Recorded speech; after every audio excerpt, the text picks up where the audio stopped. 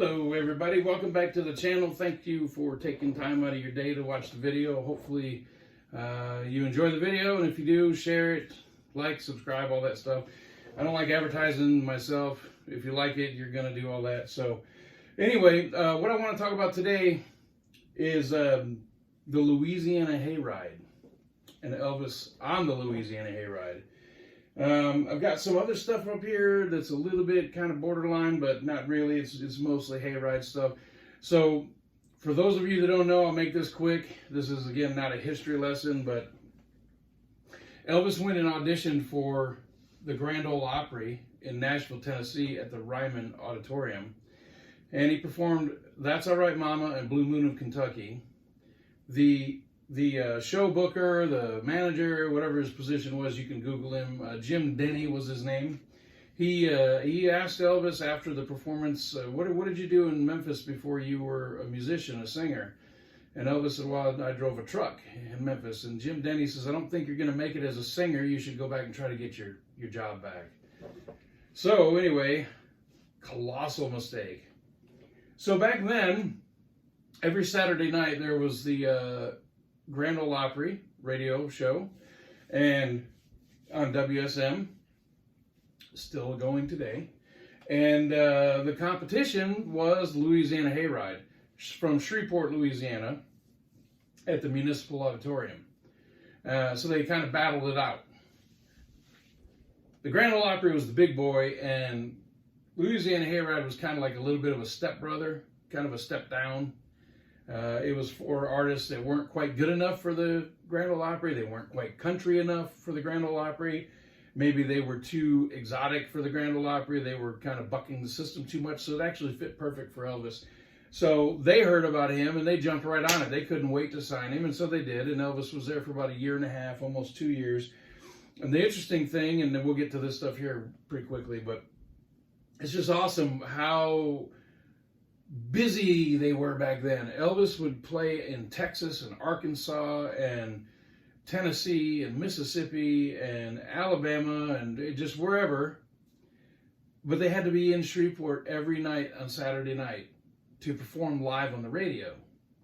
Every once in a while, the Hayride would do a remote, like in Conroe, Texas.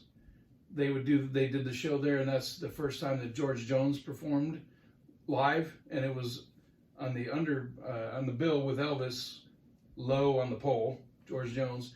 It was at a high school football field in Conroe, Texas. I have a video on this channel of me going there to the site of that concert. It just looks like a field, but that's where it happened. But anyway, so Elvis would travel all over those, mid-south states and do these shows, but he had to be back in Shreveport on Saturday night. Well, he started getting too big, and they were ready to move on to other things. He had to be in New York, and he had to be in LA, and he just couldn't get to Shreveport every Saturday night, but he was contractually obligated. So there was a buyout that was done, and Elvis played a massive concert at the Hirsch Auditorium in Shreveport instead of the Municipal Auditorium, because the Municipal Auditorium held a lot less people. And so Elvis did a big concert at the Hirsch Auditorium, and it was recorded, and we have that on several of these releases. Both places are still there to this day. When you're driving down the freeway in Shreveport, you can see the big green building, the Hirsch Auditorium. It's pretty cool to see from the road. And the Municipal Auditorium in Shreveport, where Elvis performed, Hank Williams performed there on the Hayride, Johnny Cash. I mean, all these great artists performed on the Louisiana Hayride. You can go to that building. It's still there to this day. There's a statue of Elvis and James Burton out front. James Burton was played there as a house guitarist. And James Burton's studio is directly across the street from the statues and from the auditorium. And I was able to get in and made video inside. There's one I'm standing where the crowd would have been standing, showing the stage and kind of panning around and giving you a view of what it would have looked like. It's virtually untouched, unchanged since then. But there's an even better video on this channel. You can just scroll down and find it, or I'll put a link in the comments, of me backstage in the Stars dressing room. Now, it wasn't just Elvis's. It's not like that. It's whoever was basically next up on stage, that was where they would get ready. And I'm sure multiple people were in there at the same time doing their doing their makeup and getting their stage outfits ready and preparing and rehearsing and all that stuff. But Elvis most certainly was in this room, and so there's a video of me in that room kind of giving you a once over and then walking out of there through the hallway and out to the stage and looking at the crowd area. Pretty cool video. It's short, about a minute and a half long, but it's worth watching. It's pretty cool. And like I said, I'll link it down in the comment section below. But anyway, so these are some of the Hayride's things that are available. This is not everything. There's other stuff available. I don't have everything of everything, but there's some pretty cool stuff here. So I've showcased these previously. I'm just going to go over them very quickly. This is a Memphis recording service, the beginning of Elvis Presley, The Birth of Rock and Roll, Volume 1, 53 to 54, and this one is 1955. They're made by the Memphis Recording Service private label. You can find them online. They're not cheap, but you can look around for them and find them. So keep in mind, too, Elvis just totally came along at the right time. The song Rocket 88, which is considered to be one of the first, if not the first, rock and roll songs, was released on the Chess label, but it was recorded at 706 Union in Memphis, Tennessee, which would later become Sun Records. It was just the Memphis Recording Service at the time. And if you listen to the sound, it's slightly muffled. It's not crystal clear. It's considered the first rock song because it's the very first time there was ever distortion on an electric guitar, and it was from a damaged amp. But the sound overall is not crisp and clear. It's a great song. I love Rocket 88. Great, great, great song.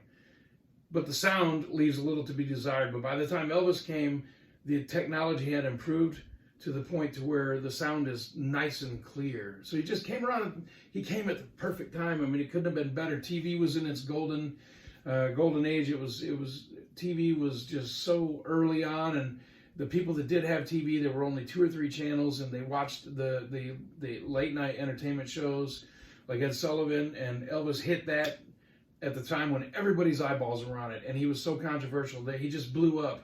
But this was before that, so. But it's just awesome. He just hit right at the right time, because you imagine the early Sun records being muffled like Rocket 88. That would not be good. But they're clean and crystal clear. So we have that. That's awesome. So this is another one from the Memphis Recording Service label. The Complete Works 1953 to 55 has 2 CDs and a book. Comes with it. Pretty cool little package there. And that's another nice one. This book, I'm not going to go too much into this. This is just a book that's just hard to find. I don't see it. I don't think I've ever seen it more than 2 or 3 times. It says Elvis, the Sun Years, the story of Elvis Presley in the 50s by Howard A. DeWitt. It's a cool book. I honestly haven't read the whole thing. I've read a little bit of it. I don't think there's anything groundbreaking in it. It's just a book that's just really kind of rare. I don't really see it that often. So, but anyway, this is the good stuff right here. So when I did my Jur Rife video, actually, I think I missed this one. Long Lonely Highway, a 1950s Elvis scrapbook. This is a great book. It's all this book is newspaper articles from that time period. So it has Elvis touring around all these different cities and the Hayride. And it's just the reaction of the people at the time, and it's the writer's perspective of what was going on at the time. And it's just awesome to read this and just flip through and just look at all the pictures that later became famous, or pictures maybe you haven't seen before. And, you know, there's full page spreads like so, and just newspaper after newspaper and article, and there's show posters, and just Jur did just a great job putting this book together. I think it's one of his earlier books. I could be wrong on that, but I think it is one of his earlier books. That is just awesome. Long Lonely Highway. Pick that one up if you can. I'm going to save this for a moment. This one here, That's All Right, Elvis by Scotty Moore. Elvis is obviously his very first guitar player and manager. And this is just a great book, and of course it covers the entire time that Scotty was with Elvis, but a good majority of it is, of course, the Hayride. So you shouldn't be an Elvis fan, and you shouldn't be without that book if you're an Elvis fan. So I'm not going to pick those up. They're way over there, and they're just fine where they're at. But this is the Boy from Tupelo. You can at least move it so it gets rid of the glare. How about that? Let me try to turn it just a little bit and kill the glare. Hope it didn't make it worse. Anyway, so that's a 3-piece set basically. That's the huge monster box set, A Boy from Tupelo, which was sold out. You can't get it. You can try on eBay, but it's expensive. And then there's a smaller box set that came out with just basically the music and a little booklet. And then there's a soundtrack on vinyl from that. Now this doesn't have Hayride stuff on it. It's all the Sun Masters, but it's a nice collection to go together. So. But anyway, what's interesting, actually, let me move this for a second. If you can see right there, it has the Sun logo right there. What is interesting to me, and I don't know if there was some kind of a legal problem or a licensing issue, or I don't know what happened here. Maybe somebody can fill me in on this. But the box set, A Boy from Tupelo, doesn't that sound like a strange title for a box set that covers Elvis's Sun Records career? That book is about 300 and something pages long, thick. Other than the Sun Records themselves, nowhere in that book do they show the Sun logo. Maybe in a newspaper article. I don't think so though. But I don't know what happened there. I don't know what the disconnect was. But the title, A Boy from Tupelo, just doesn't make a whole lot of sense. No mention of Sun Records. No Sun logo on the front of the packaging. No mention of Sun Records anywhere. Elvis Presley, A Boy from Tupelo, the Sun Masters LP does have the Sun logo on it. But the book and the box set and the smaller second box set, no mention or images of Sun Records anywhere inside. I don't know what happened there. That's very strange to me. But anyway, that's what we've got. And the sound is, of course, great. And Ernst Jorgensen and his team, they did amazing research. And that book right there, the big one, is just absolutely filled with photos that up till that point, none of us had seen before. It's just littered with unpublished photos. So it's a great book to have. It weighs a ton. It's a big, giant behemoth, but it's awesome. I just don't know why there was such a disconnect with Sun. It would have been nice to have a reference to Sun either in the title or a logo on the front of some sort. It just seems like something was off there. I don't know what it was. If you know, put it in the comments and help me out. I'd love to know. I just don't know. But anyway, this is the Memphis Recording Service release of Archives 54 to 56. But this has, I do believe, the last show Elvis did at the Hirsch Auditorium. And he was not on Sun at this point, but it is still a Hayride show. But this is all Elvis on the Hayride. And there's, let's see, one CD. But it's great. The sound varies from one song to the next. Some of it is people recording at the station. Some is people in their homes recording the radio performance with a tape recorder. The sound quality goes up and down. The final show at the Hirsch Auditorium, though, is great. The sound is really good on it. It's also on that Boy from Tupelo box set. And we're almost to the end, but I've got some cool things left. So this book right here, this came out years and years ago. It's a paperback, softcover. The Hayride years 54 to 56, and it's just really cool. It's got all kinds of history of the Hayride itself and Elvis's history there, and concert posters and pictures of a very, very young Elvis backstage. But then this came out, and this is just top shelf right here. This is great. It's leather bound. Elvis Louisiana Hayride, of course, is going to have a lot of the same photos. But the quality in this is just so much better. The pictures in here are just so much clearer. It's just a fantastic book, and it goes into a deep history of Elvis at the Hayride. If you're a fan of Elvis, but specifically an early Elvis, you have to have this book. You just have to. And you can get it for next to nothing. It's very available. You can get this for next to nothing. It just says Elvis Louisiana Hayride, and that's the cover. So look that up on eBay or somewhere and get yourself a copy. But the main reason that I wanted to do this video is this book right here, Elvis, Hank, and Me, by one Horace Logan.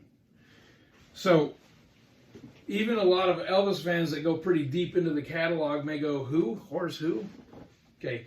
Horace Logan was the MC, the guy that hosted the Hayride. He was out on the stage, introduced all the artists, set up the next act, and all that stuff. And this guy, Horace Logan, was actually the first guy that ever stated, "Ladies and gentlemen, Elvis has left the building." Later, of course, it was Al Dvorin that did it, or the Imperial Singers, mostly Al Dvorin. But this guy, and it's on tape, it's on these shows, was the first one to say Elvis has left the building. This book is phenomenal. It's not all about Elvis. It's about Horace Logan's experience in the radio business, and then getting on with the Hayride and standing 20 feet away and watching rock and roll be born. He watched Hank Williams go down, and then he saw Elvis come in and go up. He saw Johnny Cash on that stage, and he saw all these artists right up close. And the early Hayride recordings of Elvis, where he's talking back and forth with the MC, and the guy says, "What are you going to do next for us, Elvis?" and all that. This is the guy. Okay, he's passed away now. I cannot recommend this book to you higher. I flew through this book. A lot of these books over here, I have about 250, maybe 300 books over here. I have not read most of them. I try to, but I'm just busy with life like you are. This book, I flew through it. I could not get enough of it. It took me right back to those years. I was back in Shreveport in 1954, 1955, and 1951 and 52 with Hank Williams. It's just an absolutely amazing book. It talks about all the stuff that they did to put the show together, and the difficulties they had, and the competition with the Grand Ole Opry, and the frustration with artists bouncing back and forth or not showing up, or artists showing up intoxicated. The stories in here are phenomenal. But to have Horace Logan's story of watching Elvis, who was a complete, absolute musical unknown at the time, to where he skyrocketed to fame, and they did that last show at the Hirsch Auditorium, and then Elvis took off and became the big international superstar. And Horace Logan was literally standing right next to him when it happened. And a lot of people don't even know who he is. Well worth a read. Elvis, Hank, and Me, Making Musical History on the Louisiana Hayride. Horace Logan. Forward by Hank Williams Jr., introduction by Johnny Cash. Go get yourself a copy of that book right now. You'll fly through it, I promise you. Anyway, I hope you enjoyed the latest episode of the Elvis Workshop. It was a lot of fun for me. I love the Hayride years. I wish we had stuff in better sound and stuff that we know that was done but wasn't recorded, like Rock Around the Clock. It'd be great to have that. Maybe one day it'll surface. But anyway, I hope you enjoyed the video. Oh, I always forget this part. Like, share, and subscribe. And if you don't like the video, it's because you ain't nothing but a hound dog.